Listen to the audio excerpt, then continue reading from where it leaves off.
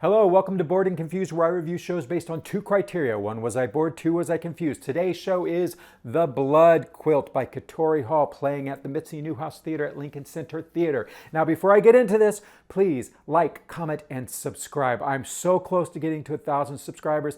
Please help push me over the edge. All right, this play was 2 hours and 40 minutes, one intermission, and it's a new play. It's a premiere, and it was at Lincoln Center, who I have high expectations for, and this did not disappoint. All of the elements were really working well. The play was good, the acting was good, the directing was good, the set was gorgeous. I love the set. Shout out to the designer of the set, whose name is Adam Rigg. It's just gorgeous, and it's used so well by director Lillian Blaine Cruz. And the costumes, Montana Levy Blanco, were great, and the lighting, Ji-Yoon Chang. And these are the actors. The actors were fantastic across the board. Really great production of this show. What is it about? Well, I should tell you. It is set in a small fictional island off the coast of the state of Georgia, and these four women are coming home. It's 3 weeks after the death of their mother. They all share the same mother but have different fathers. And the mother was a big quilter, and she would have all the daughters come together every year to make a quilt. And so that's what they're doing here. And one of the daughters also brings her daughter, who's a teenager. And so there's 5 actors in total. The 4 sisters are all really different type people, which I really love. This is kind of a typical homecoming play after the death of a loved one, and there's revelations, and there's a reading of a will, and people are upset, and all of that stuff.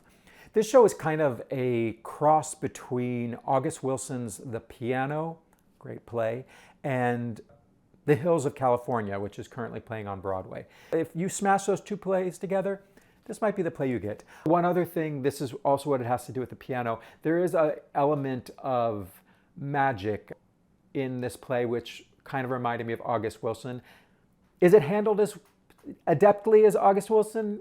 Maybe not, but I appreciated it was there because I just love that little addition of something supernatural and outside the real world. I love the setting of this play too, because I don't know about little coastal islands off the coast of Georgia. I'm not familiar with these types of people who make quilts on this little island.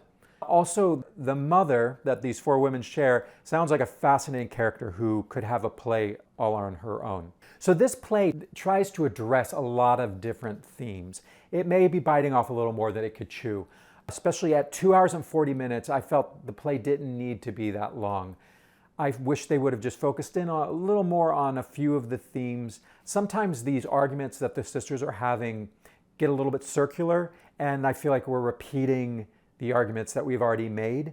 I was a little worried going into the second act that we would just keep rehashing the same argument that was set up in the first act, but no, this writer knows how to give you a revelation. Each one of these sisters has a revelation that throws everything on its head.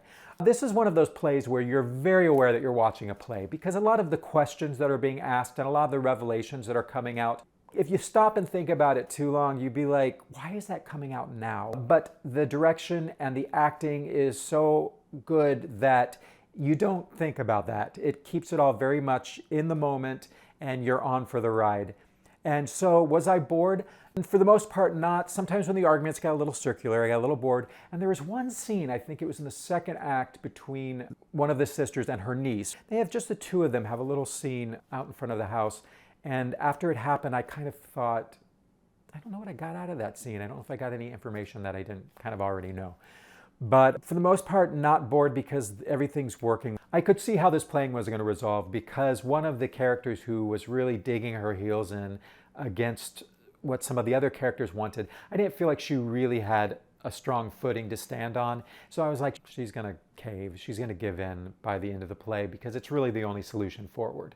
So it would have been nice if she had a little bit more of a reason, because I love in a play where you can kind of agree with both characters, where both characters are right and they're butting heads and you just don't know how it's going to resolve. In this play, I had a pretty good idea of how it was going to resolve, and sure enough, it did resolve in that way. Confusion with this? No confusion really, because they don't really give you any time to be confused. And I felt like the acting was all very truthful, so nothing confusing in the moment. So overall, really enjoyed this play.